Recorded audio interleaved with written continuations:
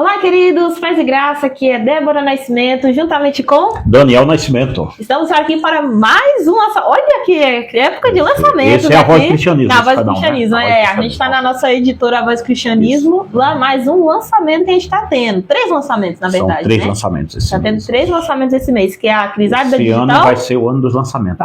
Que é e de relançamentos. De relançamento também, exatamente, né? A gente está tendo a Crisálida Digital. Crisálida Digital. Vai passar todas as capas dele aqui, né? quando você está falando, porque fica mais fácil, né? Vamos subir as capas. Sim, sim. Crisálida Digital, que é esse daqui, ó. Sim. Tá, esse daqui a gente já tem ele físico, né? Que subiu pra gráfica, né? Todos eles. Sim, subiu pra gráfica, todos eles agora. E agora, esse final de semana, já chega aqui de volta. Já. A gente teve também o Altar da Dopamina, não é? No Altar da Dopamina, que é a robotização do ser. Sim, e o Manicômio. O Manicômio. Que é o que eu escolhi hoje pra gente trazer hoje no Polígrafo. Eu tava até reclamando com você agora que a gente tá trabalhando demais o Manicômio e esquecendo da Crisálida e do robotização do ser, o Altar da Dopamina, do Altar da Dopamina, a robotização do ser, que isso é uma trilogia, né? Sim, na verdade. Sim, né? A gente vai trazer o Polígrafo mais dos 2 livros, né? Ao longo do canal. Seria interessante as pessoas lerem. Na verdade, são 4 livros, né, Débora, que seria interessante as pessoas lerem, que é No Altar da Dopamina, o Manicômio, que é o que vamos falar dele aqui hoje, a Crisálida Digital, são 3 lançamentos mesmo, esses 3 que estão passando aí, eles são, ninguém tem, e inclusive que eles são lançamentos, as pessoas podem pensar, né, começou a escrever isso quando?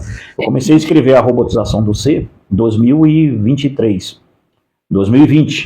a robotização do ser em 2020, né? Exatamente, No Altar da Dopamina 2020, e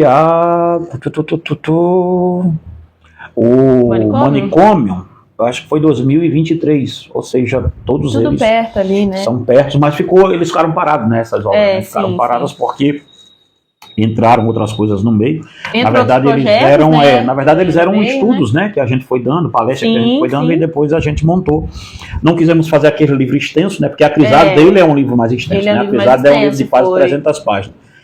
Os outros não. Mas assim, eu aconselho as pessoas lerem também junto com esse seu, que você escreveu, né? Satanismo Global, que é o Satanismo Global, o Ocultismo como a Nova Religião Global. Então, esses 4 livros aqui, eles são muito entrelaçados. A gente estava falando agora antes do vídeo, né? Que se a gente quisesse fazer, não conseguiria. Não conseguiria, né? Fazer um vídeo, um livro que se encontre com o outro ali na frente. Porque, veja, o Manicômio, ele tem muito a ver com o Altar da Dopamina, né? Porque ele vai falar dessa loucura toda aí que a gente vai falar agora, desse processo de rede social, de tudo isso.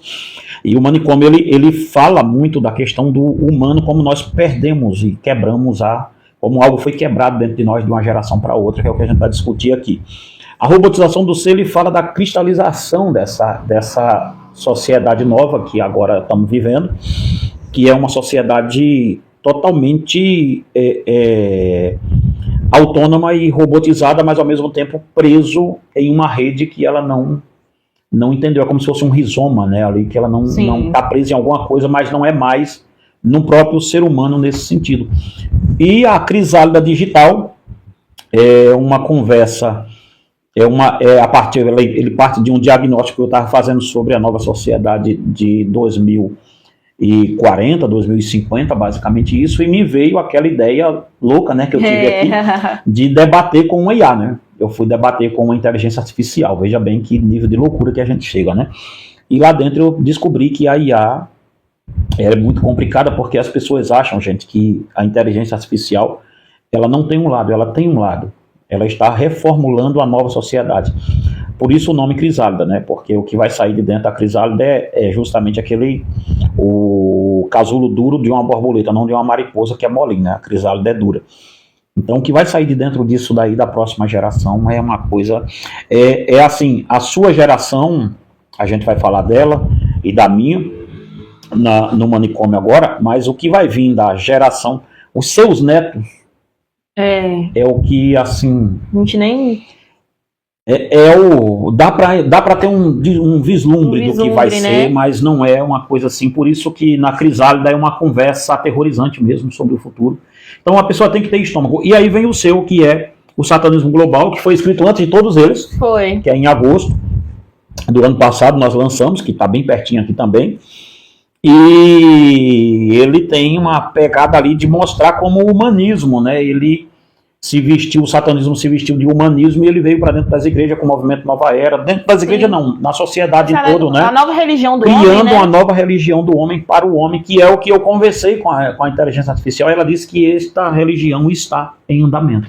Né? Então nós temos religião hoje, do homem mesmo, né? Eu defini na pregação de domingo passado na igreja que a inteligência artificial ela é um retorno a Babel.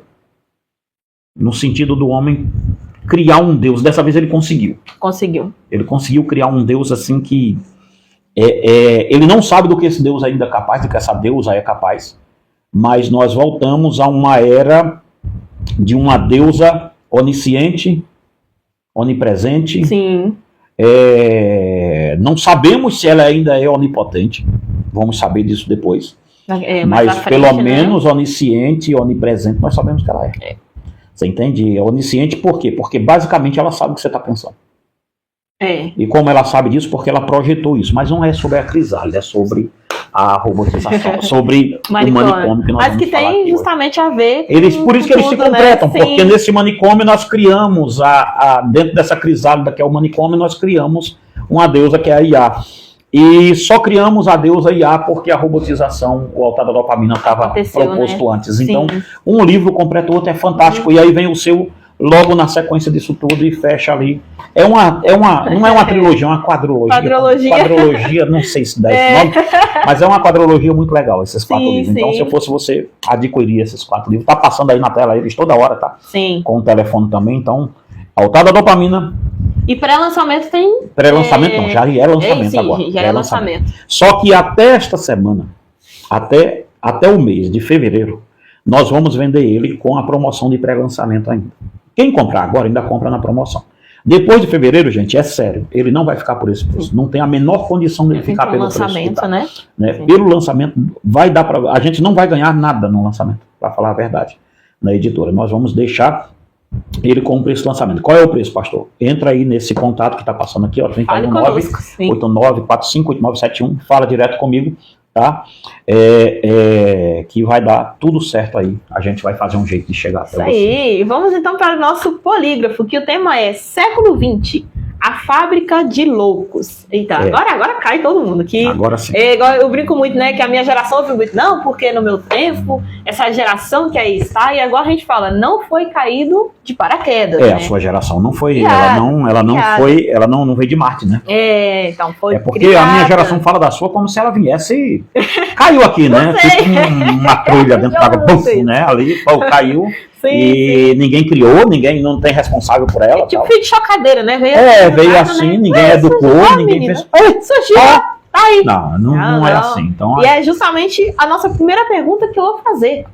Por que a geração do século XX seria a fabricante da psicopatia nessa geração atual? No livro, Débora, nosso aqui, no manicômio, eu explico que essa geração, ela só criou uma geração de psicopata, no caso é a minha, que criou a sua, porque ela é uma geração de louco. Ela é uma geração de louco. Se você observar, as pessoas têm um saudosismo interessante de um mundo do qual eles se envergonharam de viver. Veja, você ouve de vez em quando eu falando assim, olha, meu pai, minha mãe, tal, não ouve? Sim. Ok, mas a pergunta que fica é, você não, eu vivi esse mundo do meu pai e da minha mãe? Eu amei ele, eu gostei dele, ao ponto de trazer ele para a minha geração? Não. Não, sim. Não, eu cortei ele. Por quê? Tudo começou quando essa geração de louco igual a minha geração, ela foi criada em um momento ela não é uma geração, ela é um espécime, porque ela foi criada ela existe em um momento transitório das coisas. Ela é uma geração sem identidade, a minha geração. Ela é uma geração que ela não tem identidade. Por que ela não tem identidade? Porque ela desprezou o passado dela. Veja, no ano 2000, quando a minha geração começou a dar à luz e ter filhos, basicamente eu tenho 50 anos, então vai ser ali no ano 2000, por ali assim que começa essa galera a ser pai. 97 a 2000 é que eles começam a ser pais mesmo ali. Da década de 70 para frente é por ali que eles vão começar a ser pai e mãe. Tem uns uns ali 90 e pouco, tal, mas geralmente é 95 para frente. Nesse tempo eu ouvia sempre as tragédias acontecendo, mas eu era muito novo, não entendia aquilo como uma tragédia. E as pessoas diziam assim, eu vou lutar para meu filho ter tudo que eu não tive. Foi aí que começou a desandar tudo. Por quê? Nossos pais não eram psicólogos. O meu pai, não o seu, que o seu sou eu. Mas nossos pais não eram psicólogos. Eles não tinham formações em psicanálise, eles não tinham nenhuma baboseira dessa com eles. Mas eles conseguiram criar a gente de um melhor jeito, dentro da realidade deles. Então nós fomos pessoas criadas dentro de uma realidade que ensinou a gente a não fugir da realidade do mundo real. Nós víamos nosso pai sair cedo para trabalhar, só que uma das partes ficava em casa, que era a minha mãe. Então perceba, eu tinha uma mãe que o pai saía para trabalhar e a mãe ficava. Só que a mãe não ficava na internet, caramba. Não. Você entende? Ela ficava fazendo coisas reais, de mulheres reais. Batendo em filho, tomando conta de criança, cozinhando, fazendo esse tipo de coisa, porque ali estava proposto que o meu pai saiu, mas tinha um ser responsável que me protegia. Sim. Inclusive de mim mesmo. Que se desse alguma coisa errada, eu tinha alguém imediatamente para resolver aquilo ali com o meu pai fora. Então veja, havia um senso ali de proteção, um senso de afeto, que é aonde isso vai se romper nesta geração. Veja só. Nós fomos criando filhos e esquecendo-se que eles são, eles têm que dar afeto e receber. Ali existia limites, com firmeza. Então, e havia a segurança de se estar em casa. Eu não fui criado por babá. Eu fui criado por pessoas, por pais reais. Então, o que a minha geração fez? Veja, nós tivemos todo esse aparato, só que a gente cresceu e nós entramos em uma viela muito complicada, porque aí nós passamos a Revolução Industrial, né, que é ali em 1920 alguma coisa, né, a Revolução Industrial. E nós começamos, a minha geração, ela não participou da Revolução Industrial, mas ela começou a participar da Revolução das Máquinas. E quase ela foi fundadora da Revolução da Tecnologia, da Revolução Tecnológica, da Revolução da Internet e assim por diante. Então veja, nós saímos de aonde nasceu aqui a decadência nossa toda. É que nós saímos de um mundo real, caímos em um mundo de mídia, com televisão, rádio e assim por diante, que é o mundo transitório, estava acontecendo aquilo naquele tempo. E nós, ao olharmos a televisão, nós começamos a projetar que a vida era aquilo. Ao olharmos os comerciais de rádio e tudo isso, nós começamos a entender que aquilo era a vida e não aquilo que a gente viveu. Por isso a frase saía da boca sempre das pessoas dizendo: eu vou lutar para dar ao meu filho tudo que eu não tive. Essa é a frase do demônio. Essa foi a frase que destruiu a minha geração. E agora a gente fala, né? O que é tudo, né? O que é tudo? Essa que é a questão. Você entende o que é tudo para você? Tudo o quê? Você entende? Tudo do quê? O que é que a gente está falando como tudo aqui? O que você teve e não teve que o seu filho tem que ter? Ora, eu não tive celular quando era pequeno, por um motivo muito óbvio. Não existia celular quando eu era pequeno. Não. Você entende? Você vê que eu não sou tão assim, né? Mas, nota bem, Débora, a gente tem que começar a dar nome às coisas. E nesse mundo de loucura que a gente foi vivendo, nós começamos a fazer uma coisa inversa. Nós tivemos filhos e nossos filhos viraram quase mico de circo ou de zoológico. Porque nós tivemos filho, enjaulamos os filhos, porque nós fomos criados em rua, e aí a gente reclama muito. Essas crianças de hoje, essa geração não sai, não brinca na rua e tal. Mas por que será que eles não saem, meu Deus do céu? Por quê? Porque eu saía quando eu era pequeno para brincar em rua, tal, esse negócio todo. Primeiro, eu não tinha um celular. Segundo, eu tinha alguém em casa que era responsável por mim, então podia estar ali, na esquina. Sim. Hoje a criança não tem isso, na minha geração ela não teve. Por quê? Porque o pai e a mãe saíram para trabalhar e deixaram alguém cuidando dessa criança. Então essa criança começou a receber afeto distorcido, começou a receber regras e não limite, porque limites e regra é diferente. Você entende? Veja, um ladrão, ele sabe que existe uma regra de não roubar, ele rouba. E o único jeito de se ele não roubar, pelo menos fora, é colocar ele dentro de um limite, de eliminar, e colocar ele dentro de uma cela. Então veja, um limite é muito diferente de uma regra. Então a criança vai crescendo sem o afeto, porque ela dá e recebe afeto. Se ela está com a babá ou com a avó, o afeto que era para ela depositar na mãe, ela não está depositando, ela está depositando na avó, na tia, ou em uma babá. Alguém secundário, Alguém né? secundário. E esse afeto vem de volta. Só que de noite ele é entregue para a mãe. E no que ele é entregue para a mãe, adivinha o que vai acontecer? Uma coisa muito simples. Ele vai ter que virar a chave, veja onde começou a fábrica de psicopata. Sim. Ele vai ter que virar a chave e entender que agora ele tem que dar afeto à mãe. Mas e o afeto que ele estava dando a outra pessoa que cuidou Exatamente, dele? Agora há pouco. E aí é onde vem a falta desse afeto correto, gera uma falta de limite. Por quê? A mãe chegou de noite, veja, de dia ele está com uma pessoa que não pode colocar limite, porque não pode nem bater, não pode nem esculhambar, nem nada, nem xingar, nada disso. Então, essa criança está crescendo sem nenhum limite. Ela pode ter regras, limite não. Aí o que acontece aqui? A coisa é muito louca, porque o que é que vai acontecer? Vai ser uma enxurrada vai ser um efeito cascata, porque olha, o afeto distorcido, a mãe chega em casa, a criança já não teve limite o dia todo. Quando ela chega em casa com o pai de noite, que era a minha geração fazendo isso, quando chegava em casa de noite, o que acontecia ali? O que acontece ali? É que o pai e a mãe não vai querer corrigir filho. Porque ele se sente culpado que já passou a noite toda, o dia todo sem o filho. Fora, né? Então ele vai começar a fazer tudo o que o filhote quer. Então, o que é que ele vai criar? Ele vai criar um vínculo de amizade com filhos. E bons pais não são amigos de filho. Você sabe disso, foi criada por mim. Sim. Bons pais não são amigos de filho. Veja, eu sempre deixei muito claro para vocês e deixo até hoje. Não é assim? Eu sou seu amigo até um certo limite. Depois disso eu sou seu pai. É assim ou não é? Que você foi criada desse jeito, né? Pai é pai, mãe é mãe. Eu sempre dizia isso, olha, não confunda-me com seus amigos. Que eu não sou. Eu vou dizer não, eu vou colocar onde tem que colocar as coisas. Vai colocar limite, vai colocar exatamente, amigo não amigo coloca. Não faz isso. Então os pais estão crescendo viram amigo, né? Amigos do filho. Veja só. E isto cria, depois do afeto, o afeto que foi dado, veja que a geração de 2000 foi um berço da geração de hoje, da mimada. E nós criamos. E aí vem a questão da segurança da casa, que é o segundo... A criança quando nasce, gente, você tem que entender que existe um segundo útero para uma criança, que é a casa dela. O lar. Né? O lar. Então ali ela se sente protegida. Veja bem, por quê? Porque, de novo, a cabeça da criança é formada assim. O pai, o homem, é assim que funciona a cabeça de uma criança.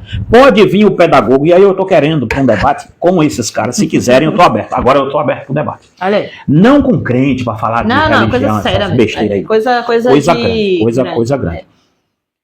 Eu quero qualquer psicólogo aqui que me venha para um debate e me diga que a cabeça não funciona assim de uma criança.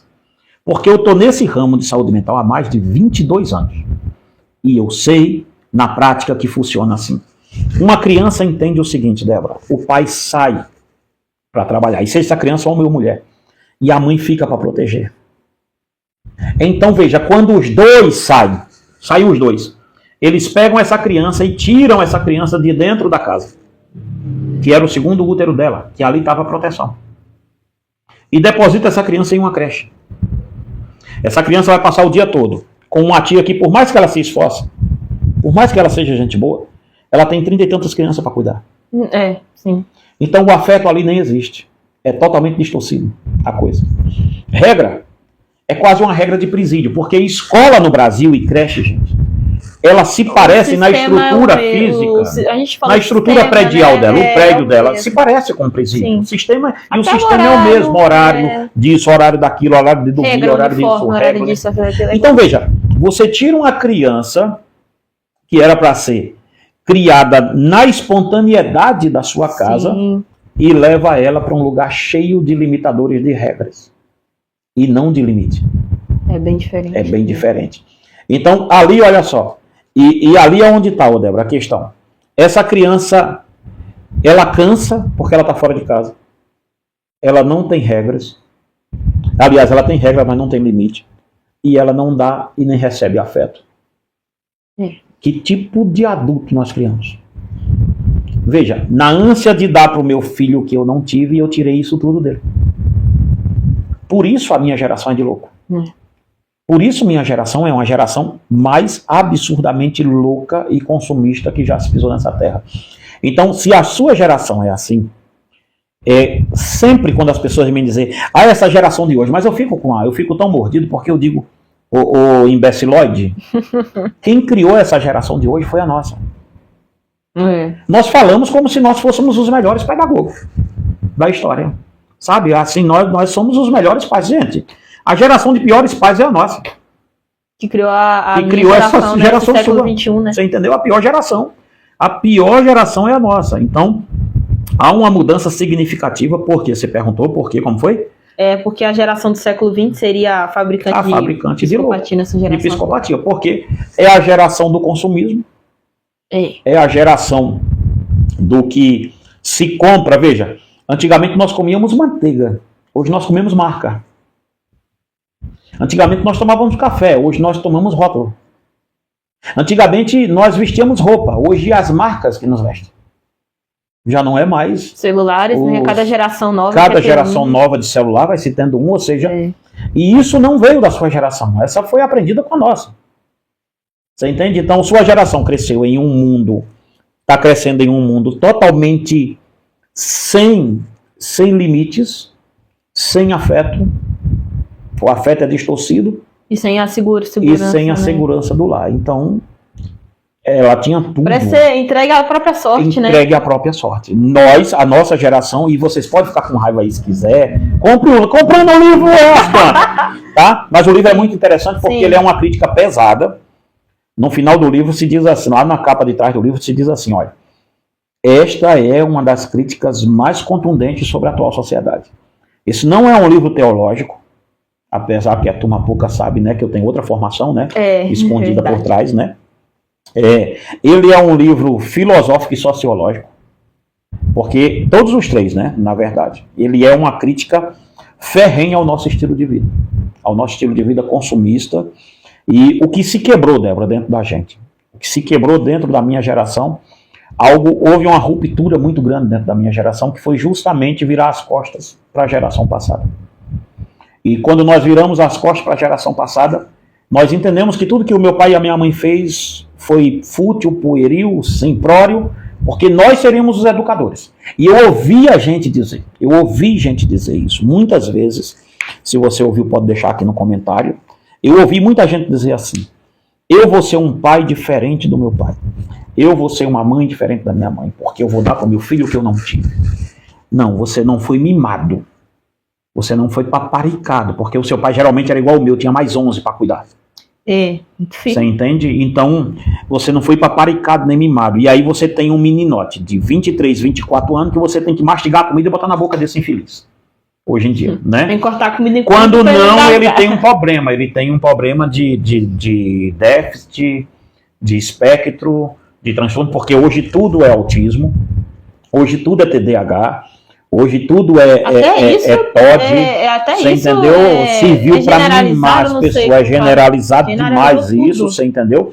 Olha, a maioria dos diagnósticos principalmente de autismo que está aí, eles não são autistas, sim, existe algo errado com algumas crianças, sim, existe alguma coisa acontecendo, mas estou falando desse excesso, não estou falando dos diagnósticos, mas o excesso, né, de diagnóstico. De repente a pessoa é igual eu e você, que gosta de ser introvertida, tem gente que acha que a gente gosta de estar na rua, né, tudo isso, tal, né? E a gente é uma pessoa bem fechada, conversa, né? Tal. Não, a gente ao contrário, né? A gente é extrovertido, mas é mais introvertido, é mais aqui dentro de casa mesmo que a gente consegue. Saímos pouco, né? Ninguém vê muita gente em rua, nada disso. Vamos em poucas festas, vamos em poucos lugares, tudo tal. Então, a gente era para ser... Porque é questão de personalidade da pessoa também. Mas por que, Débora? Porque esta sociedade do manicômio, ela odeia os diferentes. Sabe? Mas isso é outro tema. Mas a questão é que nós vamos escorando as coisas para dizer que nós não fomos tão ruins assim. Aí nós damos nome a essas coisas que eu acho que vamos falar daqui a pouco disso. Eita, a galera dos 40 e 50... Segura. Esse livro aqui é uma crítica pesada aos 40. Século passado, né? Século antigo, né? Exatamente. E aí que vem justamente a questão familiar mesmo que a gente está falando aqui. Então, de onde surgiu o mito da família perfeita? E quais as suas consequências nessa atual situação de hoje? Veja, O mito da família perfeita é legal, porque ele também está aqui no livro, né? O mito da família perfeita, vamos ver. Ok, olha bem. Eu vou ler só um trechinho aqui do livro, para ficar legal para os televidentes entenderem o que é que tem. Isso é da Chiquinha, né? Olá, amigos televidentes. Quem pegou a referência a gente adora o Chaves, tá, gente? A gente curte o Chaves demais. Olha bem, o mito do mundo perfeito. No coração de toda essa loucura, na fuga do sofrimento, da criação de filhos frágeis, da indústria do aconselhamento e da adoração do eu, reside um mito fundador, uma mentira que sussurramos a nós mesmos desde a infância, o mito do mundo perfeito. O que aconteceu, Débora, foi o seguinte, veja bem. Minha geração, como ela rompeu com a geração passada, porque aquilo não era perfeito para ela. Nós rompemos com nossos pais, nós romantizamos a ideia de que, o meu pai quando olhava para mim, tal, aquele negócio todo, porque nós vimos desculpa a expressão, eu ia falar um nome de meio indigesto, sabe? Mas nós vimos o C que nós fizemos, sabe? O M que fizemos. E aí a gente fala dos pais nossos como se fosse romantizado, mas não imitados. É uma coisa que a gente romantiza, mas não imita. Então, vê, nessa onda, nós começamos a entender que o sofrimento não é mais bem-vindo pra gente. Olha, na década de 90, eu quero achar esse comercial. Gente, se vocês têm esse comercial no YouTube, manda o link aqui nesse vídeo, aqui embaixo no comentário, para eu poder ver. Porque tem um comercial muito antigo, que era o comercial do Aprazolam. Aprazolam não. O nome era Aprazolam não. O nome era Prozac. Prozac. Prozac. Tem até um livro que um cara escreveu, que um filósofo escreveu, eu tô olhando para ele, tá ali em cima, que chama assim, Mais Platão, menos Prozac. Quando o Prozac chegou no Brasil, Débora, ele chegou no Brasil com um comercial na Globo. Mas como é que tá passando um comercial de um remédio para pessoas que... Ele chegou aqui como se fosse uma coisa para pessoas que estavam nervosas, tal, tipo maracujá. Um maracujá, né? Exatamente. Agora, mas não era, ele era um remédio controlado já. Só que naquela época, você comprava remédio na farmácia, ele era uma loucura, entendeu? Passava até na televisão. E passava-se lá, o comercial não fique alterado, nervoso pra quê? E uma família feliz e calma, um cara nervoso, depois ele tomava o Prozac, ficava ali calmo e tal, tratando a família bem. Então, nesse inteirinho, nós começamos a entender na década de, principalmente 80 e 90, que era proibido sofrer. E nós viramos as costas para o sofrimento. E ao virarmos as costas para o sofrimento, gente, é uma coisa de maluco. Eu atendo pessoas, né? E todas as pessoas que eu atendo, de cada 100 delas, 98, ela é para baixo de 50 anos. Você já viu atender alguém de 70 anos? Sim. Me conte, qual pessoa de 70 anos você já viu atendendo? É mais o que? A faixa etária de 40... 50 para baixo. 50. De 50 para trás. Por que será que eu não atendo as pessoas de 80? De 70? Nunca vi. De 60? Por que será isso? 90, então não falo. A 90 tá cheio aqui, aí tá lotado. Década de 90 é o que mais tem. Mas por que sempre ali, Débora? Sim, como fala, justamente os mais antigos mesmo, os mais antigos eu não atendo. Não. Ora, eles não sofreram. Muito mais do que eu. Nossa. E o processo de vida deles, como é que era difícil? Leite, para beber, tinha que pegar na vaca. Banha de porco tinha que fazer. Olha, o processo de vida deles era mais difícil do que o nosso. E eu acho que justamente isto fez com que eles fossem as pessoas de ferro que eles eram. Porque a vida era mais dura, era mais difícil. Quando eu caí na geração, eu sou dali de 70 para frente, eu já peguei uma coisa ali mais saindo, igual eu falei, saindo de uma e entrando em outra era. A nova era no ápice. Exatamente. Então o que acontece ali, Débora, é que a gente vai vendo uma coisa. Esse mito da perfeição, ele vai nascendo porque minha geração, ele vai assistindo televisão demais. E aí vem os adventos de novelas, séries, filmes. Então o amor já não era mais compartilhado com uma pessoa, ele era imitado e emulado por aquilo que estava se passando. Esse daí eu falo na robotização do ser, na alta da dopamina. Já é outra. Dá para ver como é que eles se comunicam, né, um com o outro. Então veja, dentro disso eu vou vendo aquele romantismo. Por quê? Porque a televisão, na minha época, ela... Olha bem, o altar da dopamina, a robotização do ser, fala assim, que a televisão mexeu com o imaginário nosso. Me desculpe, o rádio mexeu com o imaginário rádio, né? Porque nós não víamos, imaginávamos. Então o rádio moldou o imaginário. Veja, já foi mudado ali. Começou ali, né? Começou ali. A televisão deu imagem para o meu imaginário pensar. Então eu tinha no rádio mexendo no imaginário, a televisão mexia direto, dava a imagem do que o imaginário dizia. Então a televisão começou, o rádio mexeu e a televisão ditou qual seria a manteiga boa para comer, qual seria a roupa boa para vestir, a família nos comerciais, qual seria a família perfeita para se ter. Então ali eu comecei a entender que o mito da perfeição começou a vir dali, ninguém percebeu isso. Você entende? Ao ponto de nós termos hoje, neste mito de perfeição aqui, que nós fomos criando nessa esteira louca e maluca, que a gente foi criando para a gente mesmo, nós temos um Éden sendo vendido, e nós chegamos no ápice disso, que é o manicômio Red 2.0, chame do que você quiser, que é as redes sociais. É. Aí ela deu... Ixi, ela deu tudo. Mas a diferença, de novo, aí não é no manicômio, eu acho que não é no manicômio que eu falo isso, é na altar da dopamina. Que eu falo lá que a televisão me fez espectador. E a internet, a rede social, me deu o poder de ser ator e protagonista. Centro, né? O centro da minha própria novela. De acordo que hoje eu vou para a televisão, ou seja, você não estava fazendo vídeo esses dias porque estava passando mal. Mas se você é uma escrava disso aqui, de rede social, mesmo passando mal, você colocaria uma maquiagem e vinha para cá. Ou tem gente que usa do sofrimento para vender as coisas, né? Você entende?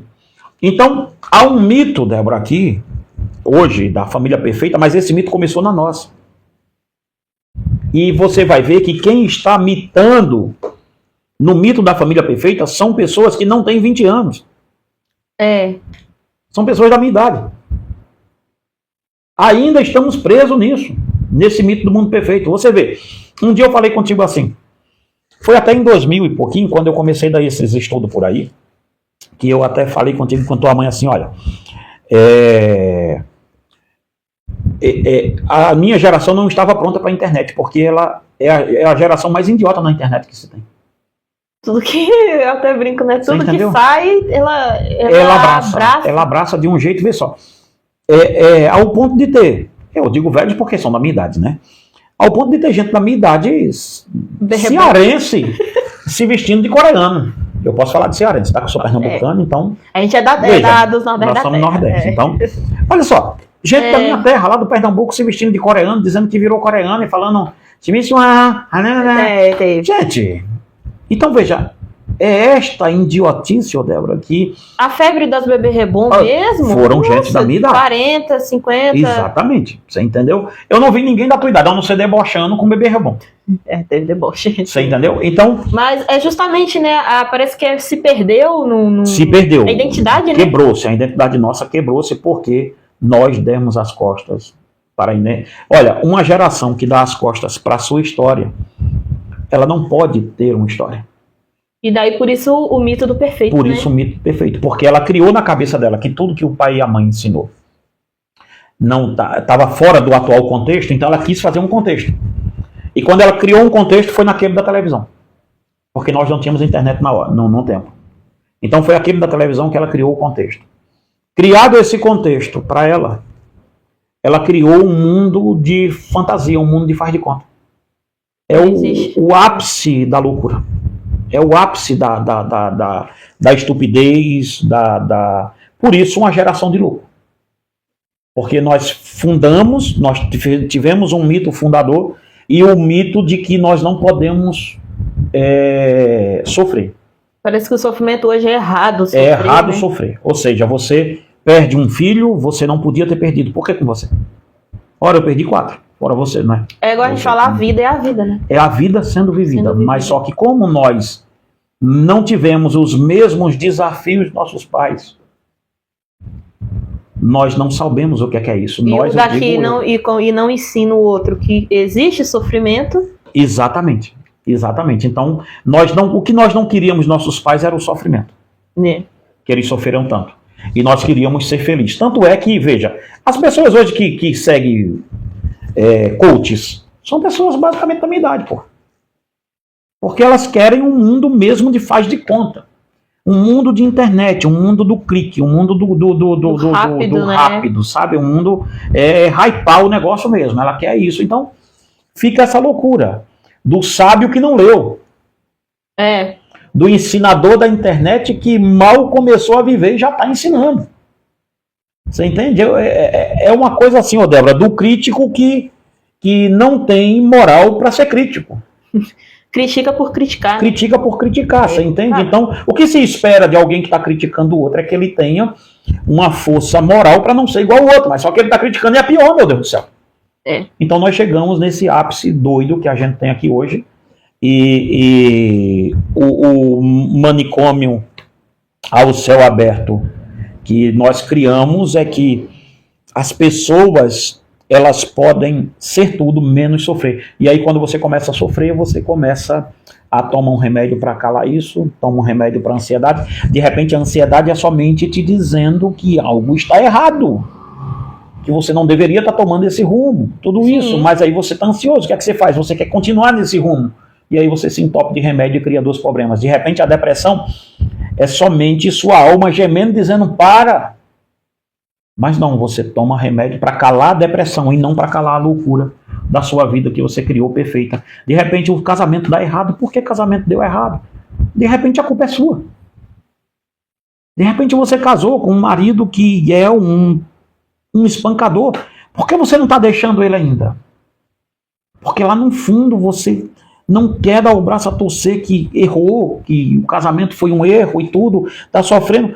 Gente, nós temos aqui N coisas para falar dessa geração minha. Então esse livro, ele é um manifesto ali para a galera da minha idade. Você entendeu? E para da sua idade, justamente sendo o reflexo da minha. Então a sua geração, ela é somente um eco. Só um eco. E engraçado que a minha geração não é o eco da geração do meu pai. É verdade. Por que ela não é o eco da geração do meu pai? Porque nós cortamos as conexões. Mas cortamos assim, pay buff, com a geração dos nossos pais, do meu pai. Então dizer que a minha geração se parece com a do meu pai, nunca. Nunca passou nem na porta. O negócio de falar, né? E a minha gritando pro limite, fazendo tudo, vamos, resolva mas aqui. Justamente porque não se colocou nenhum tipo de limite. Tem um livro meu que chama-se O Drama de Absalão, né? Que eu falo sobre como Davi criou os filhos sem limite e a tragédia que deu. Nós temos uma tragédia hoje, Débora, anunciadíssima acontecendo. Grande, e ninguém percebeu. Uma bomba relógio, né? Você quer ver? Aquelas crianças aqueles adolescentes que estavam atacando a escola há uns 4 anos atrás. 4 anos, sim. Uma coisa comum que ninguém percebeu ali no meio daquilo tudo é que quando eu ia entrevistar o pai e a mãe, eles sempre diziam assim: mas nós nunca vimos ele fazer isso. Não sabíamos. Nós não sabíamos tinha que ele eu lembro que eu até te mostrei, tinha um que tinha um quarto. Assim, todo eu não posso falar, eu não posso falar né? o nome, mas totalmente de... suástica pode falar, eu acho. Pode, exatamente. Mas totalmente adorando aquele movimento. O cara do bigode. Menino antijudo, tudo. Tudo, antissemita, o quarto inteiro. E a mãe falando, eu não sabia que o quarto era assim. A mãe não entrava no quarto. Aí todo mundo comentando, como assim uma mãe? Mas essas pessoas que estão comentando também têm os filhos do mesmo jeito. Exatamente. Você entendeu? Exatamente. Sem saber o que acontece no celular, sem saber o que acontece nisso. Aí igual a gente pega, porque é um quarto, né? Como é que você olhou um quarto? Se a pessoa não olhou um quarto, imagina um computador. O menino levou na mochila, ela, nossa, eu não sabia que ela levava isso na mochila. Ou seja, você parou de olhar tudo. Parou de olhar tudo de um filho. Tudo, entendeu? Né? Mas por quê? Porque não estavam lá. Dá pra ver o reflexo justamente da ausência. Da ausência. Você entendeu? Então, esse livro é uma patada, tá? Ele é uma patada, por isso que ele é fino, por isso que ele é curto. Porque se alongasse mais, matava. Né? Aí ia ser... Já apanha demais. Aí ia ser meio complicado. Mas vamos lá. Deu pra entender essa, então? Deu sim. Okay. Aí, continuando nesse... A gente vai para as 2 últimas perguntas, mas vamos se entrelaçar muito com o que a gente está falando. E é que é justamente como a gente saiu da questão filosófica e entrou nessa questão patológica. Do sofrimento? Ok. É aqui que está, Débora. Existem 2 tipos de sofrimentos que a turma não está sabendo colocar isso num lugar. Quando a neurologia ela se misturou com a psicologia, a psiquiatria, para virar o saramandaia que ela é hoje. Porque a neurologia é uma profissão que eu respeito dentro desse campo. Eu respeito muito a neurologia. As outras não gozam de tanto respeito meu assim, as outras duas. A psiquiatria e a psicologia não, mas a neurologia, eu tenho um respeito grande pela neurociência. Tenho um grande respeito. Mas quando ela deixou de ser neurociência e passou a ser neuroespeculação, aí que danou tudo. Você entende?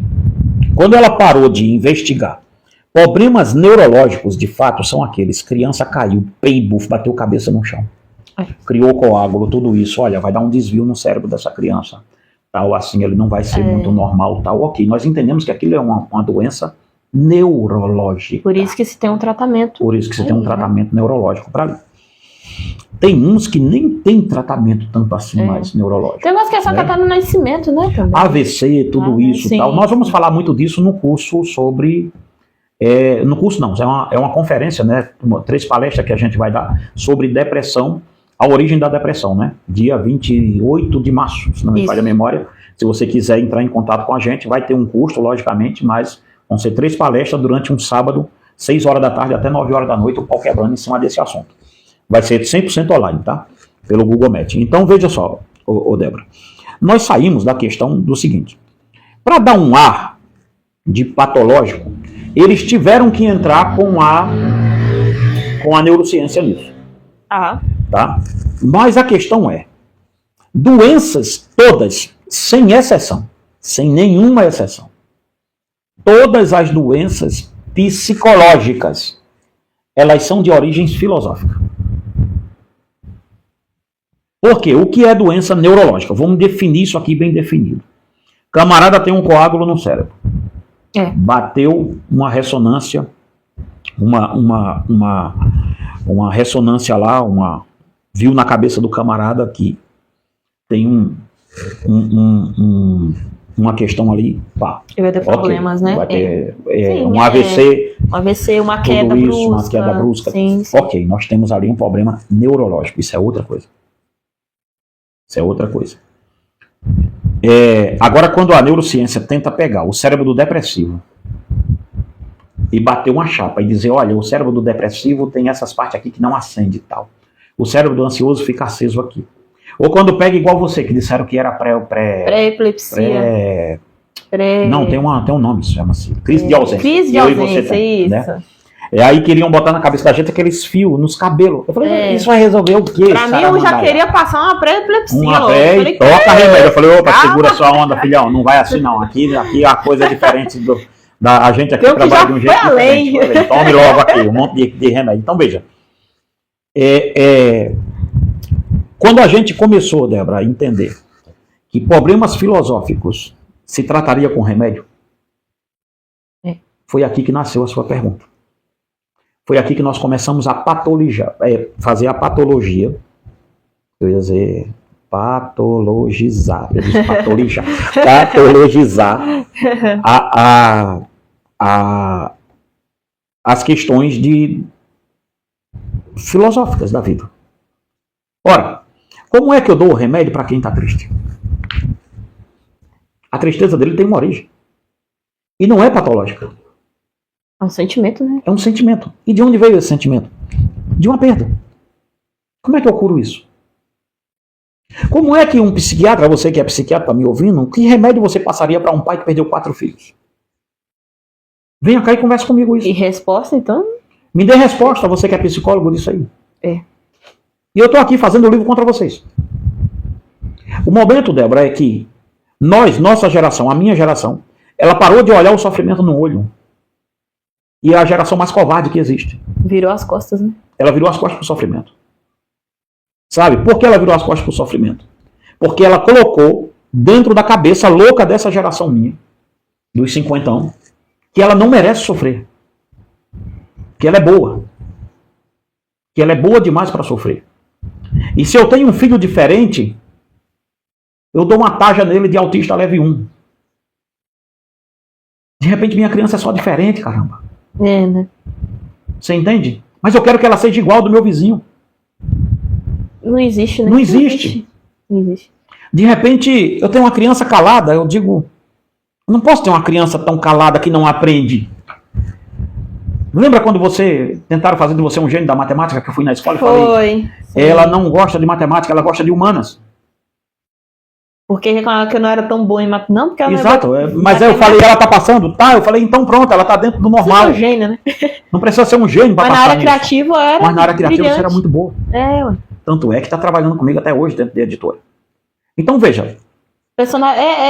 Tiram isso, a questão, né, eles estão tirando, Débora, mas é a minha geração que faz. Sim, é. São os professores da minha geração, da minha idade, que fazem essa aberração dentro da escola. Eles tiram a uma coisa do ser humano que é ser diferente. Tem crianças, meu Deus do céu, que não gostam do ambiente escolar. Eu não gostava daquilo. Eu não gostava. Me senti hostilizado. Parece uma prisão. Parece uma prisão. Tinha alunos brigão no meu tempo, tinha tudo. Então, eu não me sentia seguro lá. Ao ponto de uma professora um dia dizer: a minha mãe, tire seu filho da escola, porque ele não vai aprender nada aqui. E eu voltei. Dei a volta por cima, sabor de mel. Está vendo aí? Voltei na escola e voltei e dei palestra sobre crianças diferentes na escola. Sim. Nós temos que entender, Débora, que a minha geração, ela cortou esse fio, que é a sua pergunta, quando virou patologia. Isso. Foi justamente quando nós começamos a não querer sofrer. E aí nós transformamos depressão, que antigamente era chamada de melancolia da alma. E demos um nome bonito a isso de depressão. Por quê? Porque o fulano está triste, ele não pode mais ser triste. De repente ele está triste porque aconteceu alguma coisa, mas aí o remédio está funcionando para ele? Está tirando a tristeza? Não, o remédio está só dopando ele. Então ele tem dois problemas, ele está triste e dopado. Então, percebe? E não resolve mesmo. E não resolve o problema da solidão, da tristeza, daquela solidão de alma. A fonte, né? A fonte não está. Você entendeu? A fonte. É. O remédio não chega nem perto da fonte. Não bate nem perto. Oculta o problema, mas ele continua lá. É como eu digo aqui no livro, que o remédio, a depressão está dizendo, é o painel do carro dizendo que o motor está falhando. O remédio que a gente toma, ele não resolve o problema do motor, mas ele corta o fio do alerta, dizendo, tem alguma coisa errada. Tanto é que as pessoas que... Eu ia falar uma coisa, não vou nem falar, deixa isso para lá. Mas olhe bem uma coisa. Por que dá para se ver de longe que os fármacos falharam desgraçadamente? Os fármacos falharam. Só um tolo que não está vendo isso. Há uma falha nos fármacos muito grande e a falha está na questão científica. Porque se a depressão é um problema que sai numa tomografia, vamos assim dizer, saiu aqui na tomografia, então tudo bem, então o remédio que serve para você serve para mim. E não é, né? E isto não é uma realidade, meu Deus do céu. Existe o autor, um dos autores do livro, de livros mais famosos, está até aqui do meu lado, que eu estou trabalhando na palestra, né? Sobre a origem da depressão, é o Andrew Salomon. E ele cita um neurocientista que diz assim: se uma doença existe vários remédios para a mesma doença, é sinal, só existe uma coisa certa nisso tudo, é que nós não sabemos a origem dessa doença. E nós não estamos tratando dela. Estamos tratando de sintomas dela. Então veja, nós patologizamos o sofrimento e queremos tratar sofrimentos com remédio. Isso só gerou uma loucura histérica na sociedade. Para tudo hoje, está caindo o cabelo, tome um ansiolítico. Quebrei a unha. Tome um ansiolítico. Estou roendo unha demais. Antigamente se colocava aqueles esmalte de cavalo, pimenta, alguma coisa para não roer unha. Hoje não. A base de alho, exatamente. Hoje não. Hoje você toma um ansiolítico. É ansiedade. Ansioso. Sou calado, sou mais quieto no meu campo, autista. Eu sou mais agitado. Sou mais agitado, hiperativo. Tudo hoje tem uma patologia, qualquer coisa. E nós fizemos com que o ser humano seja o mais doente possível. Desse jeito. Porque todo comportamento, hoje, Débora, o comportamento humano, segundo a psiquiatria, a própria psicologia criou, eles não conseguiram criar o comportamento ideal humano porque eles conseguiram dizer que tudo que o ser humano faz é uma doença. Você entende? De repente eu só estou nervoso. Um dia estressante, dia estressante, estou agitado. Você entende? Então a questão é, eu tenho, e aí a gente vai se vendo, porque a minha geração, ela é uma geração que ela ama esse tipo de mimo, de remédio, porque ela consegue se esconder atrás desses escudos de patologia e não tem responsabilidade. Eu fui um mau pai porque meu filho é diferente, não, de repente eu não eduquei meu filho, aí eu dou um diagnóstico de TOD. TDAH. Transtorno opositor desafiador. Não, você não põe limite mesmo. Você só não pôs limite porque o cara, um dos caras que eu mais gosto, tem dois autores que eu gosto demais, que um é o Freud Kobel, que é da parente mesmo lá do Freud, e o outro, apesar de eu odiar o Freud, né, mas esse autor eu até gosto dele um pouquinho só. E a outra que eu amo de paixão é a doutora Aparecida Moisés, que é aqui da USP de São Paulo. Eu ainda pretendo entrar em contato com aquela mulher e trazer ela por aqui para a gente falar sobre isso. E tem um livro que até você me deu o Dia dos Pais dela, que chama-se Crianças que não aprendem na escola e a medicalização em crianças no ambiente escolar.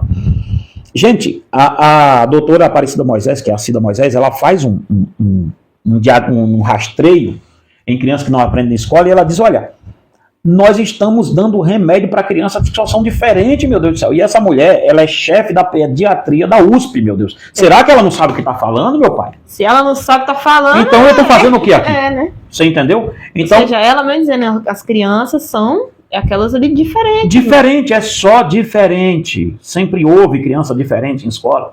Mas nós queremos um modelo quase que um modelo nazi, né? Seja sempre esse modelo, é assim, assim, assim. Modelo perfeito, modelo tem perfeito. Que ser aquilo. Mas por que o meu mundo adora isso, Débora? A minha geração adorou essa coisa. Porque, de novo, ela foi crescendo, se encorpando em um mundo do mito perfeito. E na família perfeita, a criança não pode ser mal educada. Não, pode ser diferente. Mas ela pode ter TOD. Então eu mascaro a minha falta de limite, você entende? Lembra a falta de limite que eu falei lá atrás? Sim. Aquela falta de limite toda que eu não dei, a falta de afeto, tudo isso gerou uma criança problemática daquela. E aí a criança não tem problema nenhum neurológico, mas eu dou o nome de TOD. Você entende? Eu criei uma criança extremamente antissocial. Aí eu dou o nome de autismo. Dá um telefone na mão e deixa por aí. Dou um telefone e deixa ele por lá. Você entendeu? Então... Como é que vai ter uma vida social assim, né? Eu não estou dizendo que não existam crianças que não tenham problemas neurológicos. Mas lembre-se, de um problema neurológico que eu falei lá é diferente de problemas psicológicos. Sim. Porque todo problema psicológico ele tem uma raiz. E a raiz dele é no dilema da vida. Do porquê sofremos. E essa resposta, meu filho, só ser humano para poder fazer. Então vocês estão querendo criar, saindo um pouco do manicômio, entrando na robotização, vocês estão criando uma série de robô. E não de ser humano. Sim. Essa é a minha geração. Sim. E olha que acaba a nossa última pergunta, que aí é que vai. A geração passada está criando essa minha, e aí que vem. Imagina, esse pau todinho foi na minha. Que foi a geração de mais imbecil que eu já vi. Sabe essa? Perdeu a identidade, nunca teve. Nunca teve. Ela nunca perdeu porque ela nunca teve. Nunca teve, né? Mas ela cortou a conexão com o passado. Totalmente. E toda vez que você corta, Débora, uma conexão com o passado, você não tem futuro. A minha geração, a geração X, a minha, né? Que chama. Se não me engano, né? A geração X, ela é uma geração sem futuro. Por um motivo muito simples. Ela cortou a conexão com o passado. E quem corta a conexão com o passado não vai chegar em canto nenhum. Porque ela não vai criar uma identidade sozinha a partir do nada. A minha geração é tão arrogante, dos 50 anos, que ela tentou criar uma identidade própria. E tudo que ela criou foi um manicômio. Que loucura. Que loucura. Viu? Não deu mesmo. E aí é que vai. Agora pega a minha geração agora. Como serão os filhos dessa geração, no caso a minha agora, que está sendo criada pela geração antiga, como serão os filhos dessa geração que dominou a arte de sentir nada, mais precisamente de sentir apenas o que lhe é vantajoso? Veja, é tudo lá naquela primeira pergunta que está montado o negócio. Como nós não demos afeto, não demos limite e não demos segurança de se estar em casa, nós demos à geração de vocês nada. Mas ensinamos uma coisa, que nós fingíamos que amava e vocês fingiam que retribuía. Como falo, moldar o sentimento, como a gente pode Nós dizer, programamos um programação, sentimento, né? como se fosse um computador. Sim. Você entende? Houve uma programação de sentimento. De acordo com essa geração sua hoje, ela sabe chorar quando convém. É uma geração de atores. Muito manipuladora. Extremamente manipuladora. Mas isso não foi de paraquedas. Não. Isso foi criado. Isso foi feito. Com muita paciência, a fábrica de louco criou os psicopatas. O sofrimento já vai direto no... O sofrimento não existe para vocês, por quê? Vocês não podem ser diferentes. Além da gente não ter identidade, nós destruímos ainda com a humanidade de vocês. Da próxima geração. Hoje o diferente é excluído. Porque o diferente hoje é excluído. Senão ele toma remédio. Para ser igual. Você entende? Além de tudo, de fazer essa merda toda. Olha, eu não querendo falar e falei. Não sei se vão derrubar o vídeo. Não, acho que não. Mas além de fazer essa bostelança toda que a gente fez com a gente não cortou a humanidade de vocês. Aí um ser humano vazio, né? Ou seja, vocês são os seres humanos mais vazios que foram criados na face dessa terra. Eu digo vocês por causa da geração, tá? Não é que não. A gente tem. Você sabe como é que você foi criado. Mas por que eu dei isso? Mas por que você acha que eu dei as costas para minha geração e me apeguei na geração do meu pai? Porque eu vi, ora, eu trabalho com saúde mental, eu vi aonde nós erramos, eu disse, o quê? É ruim que eu vou ficar nisso. E eu me atrelei à geração do meu pai. E peguei o jeito, o estilo de vida deles e trouxe para a sua. E engraçado, o mito da família perfeita que a gente tá falando, né? Que foi do teu tempo já na televisão. Hoje as redes, né? Hoje é as redes sociais. Hoje é as redes. Hoje é as redes sociais. Igual hoje que eu tava conversando com tudo sobre um casal lá que se separou, aí os outros, não, era perfeito. Como não? Eles eram perfeitos ali. Ali, na tela, né? Na tela, você entende? Então, nós temos hoje, Débora, essa aberração, esse Parece amor. que a gente aprendeu, mas deu como falam, um 2.0 no... Não, vocês não aprenderam, vocês foram programados. Programado, isso, que é a palavra exata. Programado. Mas uma programação muito... Foi uma programação, assim, de hardware alto, muito viu? alto. Você entende por quê? Porque imagine isso. Imagine a tempestade perfeita que nós criamos. Uma geração que rompeu e não teve mais entidade que foi a minha. É uma geração de Slenderman, sem rosto. Sem rosto, Sem identidade. É o Slenderman mesmo. O Slender que é... o Slender, né? O Slender que é sem rosto. Que não tem rosto. O que uma geração sem rosto pode criar? Você entende? É uma interface piorada dela. É isso que eu falo nesse livro. Nos 3 livros. Na Crisálida, no Manicômio e no Altar da Dopamina. Sim. Nesses 3 livros eu trato dessa questão, é uma crítica, gente, mas uma crítica meio que ali, eu estava no meu momento, como é que é o nome dele tá aqui, eu estava no meu momento,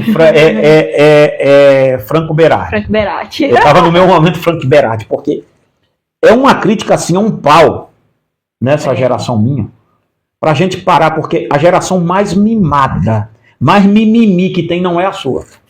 Por incrível que pareça, né? Por incrível que pareça é a minha. Por incrível que pareça, né? Ai, eles falaram mal das nossas crenças. Vamos para a internet e vai resolver o quê? Sempre faz. Igual a gente fala, sempre teve. Agora há pouco mesmo, o desfile lá que teve do Lula lá, que botou um monte de coisa na lata. Sabe como eles estão resolvendo? Botaram a família e a crente na lata do lixo. Vamos resolver. Sabe como eles estão resolvendo? Tu nem sabe. Tipo Roblox? Não, pior. É quase isso. Dos moleques dizendo, foi a pessoa queremos injustiça. Né? Queremos injustiça. É tipo isso, queremos injustiça. É mais ou menos. Quase isso. Que o Instagram é o Roblox dessa turma. Instagram, Twitter é o Roblox mesmo, né? Facebook mesmo. É Roblox. É Roblox. É Roblox, né? Então, é mais ou menos isso. Queremos injustiça, Só que eles fizeram, sabe como para resolver o problema que botaram as famílias na lata do lixo e os conservadores. Aí eles estão mandando a IA fazer, fizeram um aplicativo com lata de conserva, essa coisa toda. Aí bota a foto, tipo eu, tu e tua mãe. Aí cola uma foto na lata de conserva e tá assim: família conservadora. E está espalhado por aí. A gente não tem Instagram mais pra ver, mas está espalhado por aí, que vai chegando aqui em mim isso aqui. Graças a Deus, porque a gente não tem. Ou seja, eles querem resolver o problema de terem esculhambado com a família tradicional. E é justamente o que reclama da família tradicional, a família não é tradicional. E com certeza tá em quarto, quinto casamento. Né? Às vezes nem casado Às é. vezes nem casado é. E tá aí. Eu tô defendendo o que a Globo fez? Não, eu só tô dizendo um mimimi. Sim. Você entende? É a geração que é igual contra. fala um A errado, acabou. Acabou. É a geração que é contra a censura, mas quer censurar o outro. Né? Você entende? Então, ô Débora, nesse coisa toda, eu até me esqueci com essa da lata, me esqueci com a pergunta para eu voltar. É como se fosse auxílios dessa ok. geração. Então, veja, eu vou ler um pedacinho só, pra gente acabar aqui e encerrar. Eu digo aqui o seguinte, ó. Lá no finzinho eu digo que essa geração sua são os herdeiros do vazio. Doído, né? Os herdeiros do vazio. Mas é. A geração a geração de psicopata, veja bem. Ela foi criada no mundo perfeito e como nós criamos o mundo perfeito, aí vem agora a geração do vazio. E já é a geração pós-psicopata que eu trato aqui. Ou seja, o que atua vai criar também. É o que vai vir os meus netos, vai vir nos né? teus netos. Olha bem. A grande linha de montagem da nossa era, a fábrica de síndromes e pílulas. Veja, por quê? A minha geração criou a sua. É uma fábrica de montagem de pílula e de terapia. Né? Porque a terapia virou um negócio e as pílulas também. Sim. Né? E isso não vai ter alta, ninguém vai ter alta desse circo aí, não. Porque não vai ter alta por um motivo muito simples, é lucrativo. É lucrativo. Você já viu, quando eu trabalhava como terapeuta, você já viu da alta paciente?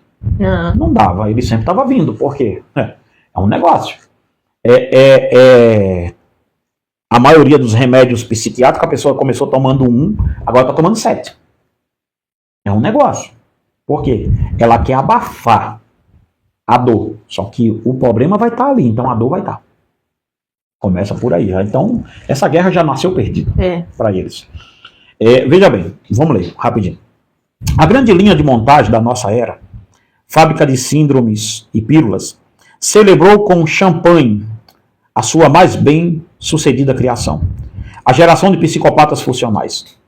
Não os monstros de cinema, mas os CEOs otimizados, os influenciadores de alma Teflon, os parceiros românticos que geram afeto por planilhas de custo-benefício. Eles são produtos prêmios de um mundo que recompensa a ausência de atrito emocional, a eficiência desalmada e a ambição que canibaliza a empatia. Eles venceram, conquistaram o topo da pirâmide, otimizaram seus portfólios e, no processo, decidiram se reproduzir.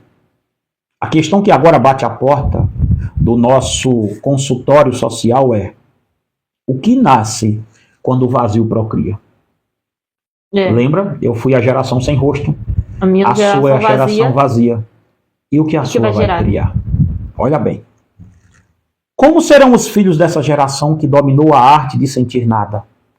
Ou mais precisamente, de sentir apenas o que é estrategicamente vantajoso?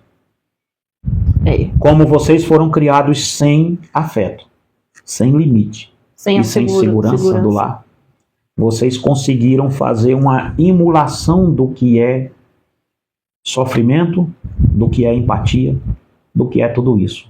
Vocês são um tipo de IA num corpo de ser humano. Bizarro, né? Você entendeu? Bizarro, mas é real. Mas é real, Mas é real. Então a sua geração é como se fosse uma geração sem sentimento nenhum. Porque ela, na hora de receber e dar afeto, ela deu isso de modo distorcido. Sem sentido, sem nada, né? Não tem sentido na vida, nada. Você entendeu? Em nada, em nada. Por isso que você está vendo pessoas muito mais jovens do que você. Você vai fazer 23, né? Sim. Agora em agosto, né? Eu sou teu pai e me esqueço da data. É coisa de pai mesmo.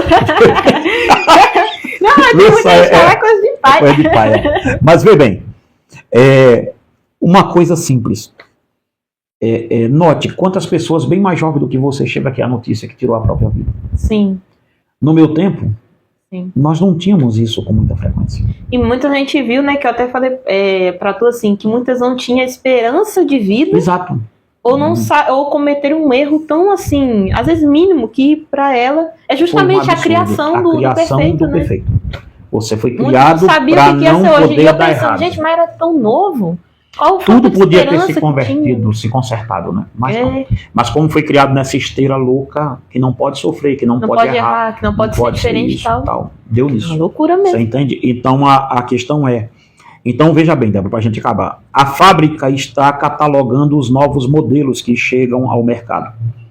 Eles não são meras cópias dos pais. São versões beta. Reações complexas ao vácuo afetivo que foram cultivados. Apresentamos os 3 arquétipos primários da prole pós-psicopata. O mímico da conexão, a síndrome do eco vazio. Criado num lar, onde o amor era performance e o carinho uma transição condicionada ao sucesso, boletins escolares como CAPs existenciais. O mímico tornou-se um mestre absoluto da fachada. Ele observou desde o berço que as emoções são ferramentas e não experiências. Foi isso que a gente deu para vocês. Como ele será? Socialmente perfeito. Ele chora em funerais com a precisão de um ator premiado. Oferece o braço no momento exato em que o protocolo social exige e domina a arte do small talk. Empático. Contudo, por dentro, opera o software de simulação. Ele não sente a sua dor. Ele a espelha, processa e devolve uma resposta adequada para manter a sua própria rede de contatos funcionais. Seu maior pavor não é a solidão, mas o crit no sistema. Ser descoberto como uma interface sem usuário. Um eco que repele sons que nunca aprendeu. A pílula para ele? Workshop de autenticidade e retiros de vulnerabilidade que ele enfrentará para aprender a simular ainda melhor. Ou seja, dentro desse sofrimento que a sua geração passa, ela entende que ela tem que aprender a como simular mais ainda que não está sofrendo. Porque vocês são a versão beta nossa. Por isso a gente fala um manicômio, né? Por isso, manicômio, uma fábrica de louco como a minha, só podia criar uma geração de psicopata que está passando para a sua. E o que a sua vai criar é simplesmente a herança do espelho. Um mímico, um caçador de intensidade. Que vai imitar a minha. Que vai ser muito pior. Eu acho que vamos ter tempo, deixa eu ver. Vai dar tempo. Vai dar, o programa é nosso, né? Vocês ficam aí, pô. Veja bem, a sua vai criar. O segundo ponto que eu falo aqui é sobre o caçador de intensidade.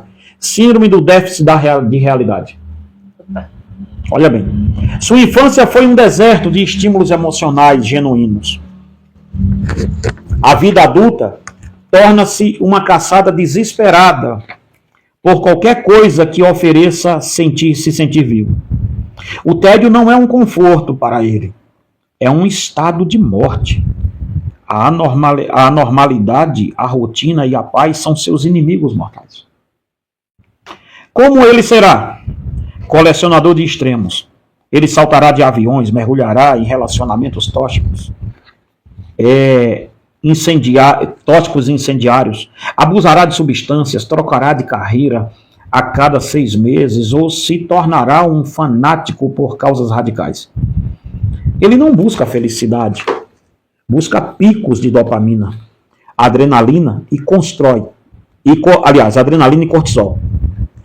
A estabilidade emocional dos outros lhe parece uma fraude entediante. Ele é um homem que provoca uma briga apenas para sentir o sangue pulsar. Ou uma mulher que sabota um relacionamento perfeito porque a paz a sufoca. Ou seja, o filho que a sua geração vai criar, são pessoas que serão extremamente, mas assim, a perturbação ao extremo. Máxima, né? Máxima. Não vai querer ter paz. Porque veja só o que é dito aqui também. A pílula para ele, um coquetel de estimulantes e estabilizador de humor. Uma tentativa de aplanar os picos que ele tanto busca e ao mesmo tempo preenche o vale que aterroriza. E aí vem o empate radical, que é a falha na linha de produção, e a geração de loucos, como a minha, criou uma geração sem rosto, criou uma geração de eco vazio, que é a sua. Que vai gerar uma que vai tentar, como fala...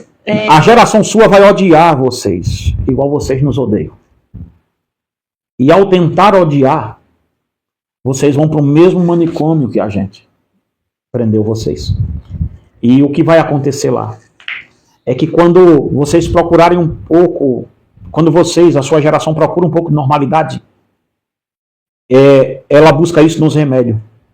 E aí ela odeia um pouco mais porque ela vê que se parece muito com a nossa. Na imbecilidade da internet, num achar que é importante, porque tem que ter um clique, um comentário. Eu tô comendo macarrão. Num abraço, você não come, você tira foto. Sim. Você não vai a um evento para se divertir, você filma um evento. Você não curte momento, você quer eternizá-lo para o seu museu pessoal de internet. Como se os outros estivessem interessados a saber das suas grandes fantasias zoológicas. A sua família vira um circo, vira uma família zoológica, onde você leva a família para comer pipoca e tira a foto. E depois volta ela para a jaula de novo. É mais ou menos isso que temos hoje. Então, a minha geração, junto com televisão, rádio, internet, ela foi a maior tragédia que já pôde existir no mundo. A geração dos 50, que tanto se orgulham em dizer: olha, no meu tempo não era assim. Claro que não era. Porque no nosso tempo foi o único tempo que não teve tempo. Nós criamos uma identidade. Nós falamos disso, né, com a coisa, né, como se nós copiamos esse tempo, né? No tempo dos meus pais, mas nós não copiamos nada do que nossos pais fizeram. E por isso a tragédia hoje. Rompemos com tudo e chegamos hoje, na atual circunstância, de uma forma que a sua geração não tem referência. Ela é uma geração sem referência. Por que ela é sem referência? Porque nós cortamos a referência lá atrás. E ao não termos referência, não conseguimos criar uma identidade. Somos os Slenderman. Homens sem rosto. E a de vocês é só um eco de pessoas sem identidade. E o que vocês vão criar são filhos que vão odiar a geração de vocês, porque não tem nenhum tipo de identidade. Quando vão voltar a ter uma identidade, vai ser num psiquiatra, vai ser num terapeuta, vai ser no neuro. E, de novo, o ódio aos diferentes. Ou seja, é a robotização do ser. Olha onde é que a gente terminou esse prêmio. Paramos lá. É uma crisálida, e com tudo isso sendo criado hoje em uma crisálida digital. Então são 3 livros, que é fantástico. Sim. E adorado nisso tudo, quem é o verdadeiro adorado nesse manicômio todo? Satanás. Chegamos no satanismo global. Sim. Ou seja, isso tudo do homem para ele voltar para ele mesmo. A religião perfeita do satanismo. Do satanismo mesmo. Que loucura. Meu filho. Ficou bom? Ficou bom, ótimo. Nós opinamos no nosso polígrafo. E lembrando, gente, se vocês quiserem adquirir os livros que estão em lançamento, tá? Só até o mês de fevereiro, tá? Que vai estar em promoção. Depois eles não vão estar mais mesmo. Entre em contato com a gente no número que está na sua tela ou no comentário que vai estar. Vai estar o primeiro comentário fixado num vídeo aqui, vai estar. Vai estar lá. Então, se quiser olhar outros livros na nossa editora, a Voz Cristiana. Tem muitos. Agora com esses 3, agora fechou 100, né? Sim, 100 livros que eu escrevi, você 4, tem a linha infantil nossa, que é muito boa. A linha para adolescente, gente. Eu não lanço o livro em PDF, como é o nome daquele? Kindle. Eu não faço isso por enquanto, porque eu entendo que... Canto, né? Exato, porque eu entendo que livros são dinâmicos, eles são para ser pegos, eles são para ser tocados. Eles são lúdicos. Um dia nós vamos voltar aqui para falar da robotização do ser nas crianças. Até isso a gente está perdendo, né? Perdemos o lúdico. Perdeu o lúdico, né? Perdeu o lúdico. Então... Espero que tenha ajudado esse político. Se você não é inscrito no nosso canal, gostou do nosso canal, se inscreva, compartilha o nosso vídeo, ativa o sininho para ficar por dentro das novidades que vai saindo por aqui. Exatamente. Igual a gente fala, comenta nos comentários, mas de maneira sempre respeitosa. Nunca o lado pessoal, por favor. Por favor. O lado pessoal vai ter. Mas sim, o campo das ideias, a gente fica, eu não concordei com isso, por causa disso. Exatamente. Eu concordo com isso, por causa disso. Beleza, a gente adora. Que é filosofia, a gente gosta, filósofa. Filosofa aí, como fala, agora a gente fala, sai dessa robotização, sai disso aí, cara, sai desse mundo fechado.